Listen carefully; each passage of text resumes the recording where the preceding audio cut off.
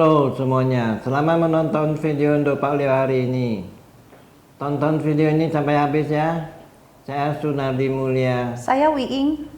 Hari ini mari kita membahas tentang Demokrat, Gerindra, dan Nasdem. Tidak ada kawan dan lawan abadi, yang ada hanya kepentingan abadi. Pemeo, tidak ada kawan dan lawan abadi, yang ada hanya kepentingan abadi.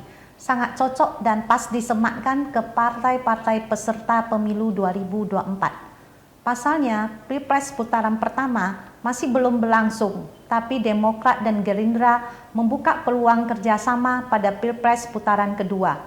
Kerjasama bakal terbangun apabila pembagian kekuasaan sudah disepakati oleh kedua belah pihak. Jika pembagian kekuasaan antara Demokrat dan Gerindra bisa menghasilkan titik temu, diyakini Demokrat akan bergabung dengan Gerindra di detik-detik terakhir. Jalinan kerjasama ini dinyatakan pada Jumat tanggal 21 Juli 2023 oleh elit Partai Demokrat dan Gerindra saat keduanya bertemu. Hasilnya akan menjalin kerjasama pada Pilpres putaran kedua jika salah satu di antara tiga pasang kandidat itu gugur. Manuver Demokrat ini bisa dimaknai sebagai ultimatum politik kepada koalisi perubahan agar segera mengumumkan cawapres pendamping Anies. Pertanyaannya, kalau ternyata pendamping Anies itu bukan AHY, apakah Demokrat akan terus berada di koalisi perubahan atau hengkang dari koalisi perubahan?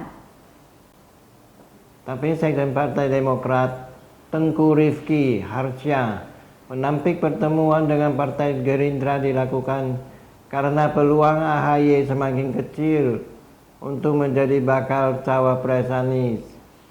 Ujarnya di kantor DPP Partai Demokrat, Jalan Demokrasi, Menteng, Jakarta pada hari Kamis tanggal 20 Juli 2023. Sementara itu, Deputi Bapilu DPP Partai Demokrat Kamhar Lakumani memaknai silaturahmi politik Demokrat dan Gerindra merupakan tindakan lanjut pertemuan Susilo Bambang Yudhoyono alias SBY dan Prabowo Subianto yang dilakukan secara tertutup di Pacitan, Jawa Timur pada tanggal 20 Mei 2023 yang lalu.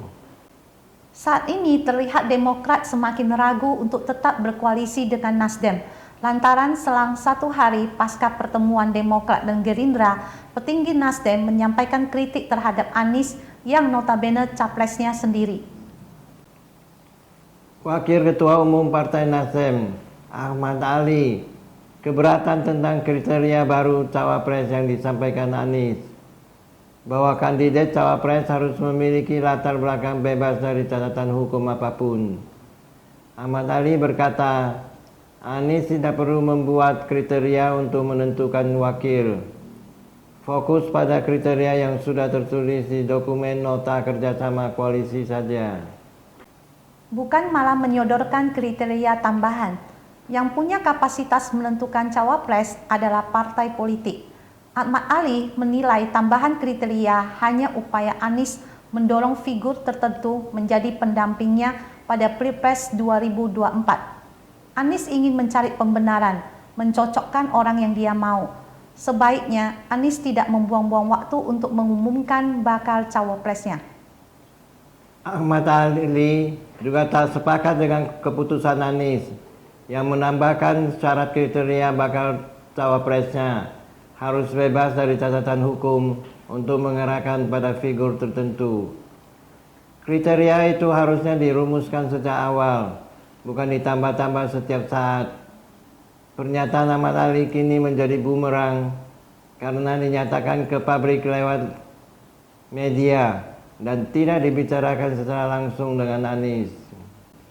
Akibatnya, pernyataan Ahmad Ali menimbulkan kebingungan, terutama untuk pendukung Anies dan PKS. Padahal pendapat Anies itu sangat baik demi untuk kepentingan koalisi perubahan sendiri.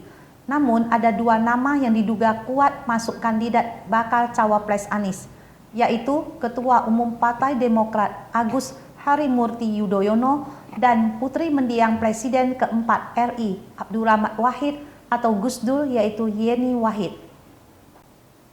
Sebenarnya belakangan ini sudah mulai terlihat chemistry antara Anies dan AHY. Hal ini terlihat saat Anies menyaksikan pertandingan voli antara Timnas Indonesia melawan Timnas Vietnam hari Sabtu tanggal 22 Juli 2023 malam yang digelar di Padepokan Voli Jenderal Polisi Kunarto Bogor, Jawa Barat. Terlihat Anies duduk di tengah-tengah antara SBY dan AHY. Selain itu Anies dan AHY juga mengenakan kostum yang sama dan datang dengan kendaraan mobil yang sama. Selama ini kerap diumbar pernyataan dari para petinggi koalisi perubahan bahwa Anies diberikan wewenang penuh untuk menentukan capresnya sendiri. Tapi kenyataannya panggung depan dan panggung belakang sangat berbeda sama sekali. Sekarang karakter Nasdem semakin terlihat vulgar. Nasdem ingin mendominasi gerak, langkah, dan keputusan di koalisi perubahan, serta ingin melakukan kooptasi terhadap kandidat cawapres, baik dari Anies, Demokrat maupun PKS. Nasdem ingin menyodorkan cawapres pilihannya untuk disandingkan dengan Anies. Sedang Nasdem ini membuat Demokrat tidak nyaman dan mulai berpaling ke Gerindra.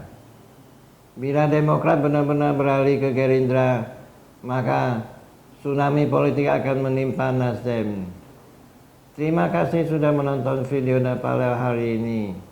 Saya Sunadi Mulia. Saya Wiing. Silakan like dan subscribe. Bagikan ke teman-teman Anda dan tinggalkan pesan di kolom komentar. Sampai jumpa lagi.